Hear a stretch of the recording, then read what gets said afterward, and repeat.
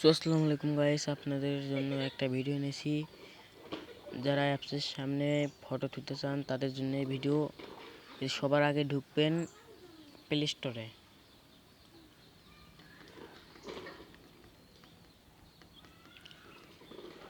আপনাদের প্লে স্টোরে ঢোকার পরে সার্চ আইকনে ক্লিক করবেন, করে লিখবেন অনু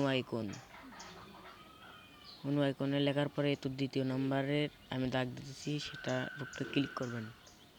করার পরে আমার ডাউনলোড দেওয়া আছে, সেখানে আমি ঢুকে গেলাম অনু আইকনের ভিতরে।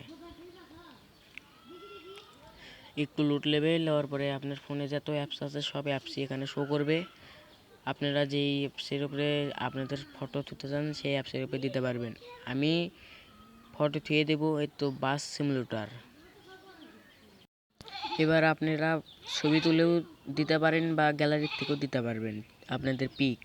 তারপরে আমি যেহেতু গ্যালারির থেকে দেবো সেই গ্যালারির ভিতরে ঢুকলাম। ঢোকার পরে আমরা একটা ছবি বেছে নিলাম।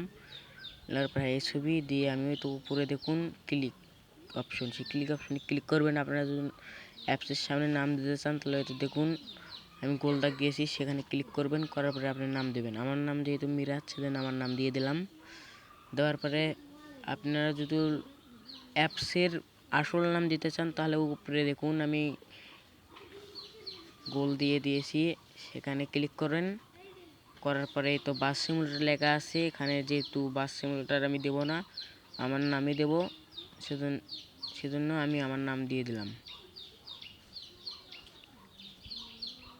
আমার নাম দিয়ে দিলাম। দেওয়ার পরে আপনাদের ওই তো উপরে ইউজ অপশনে ক্লিক করবেন। করলে আপনাদের একটু লোড নেবে, এরকম একটু হালকা পাতলা লোড হবে। লোড হওয়ার পরে একটা এক ব্যাডেজ আসবে 5 সেকেন্ডের, সেই এক ব্যাডেজ পুরো মতো দেখা লাগবে।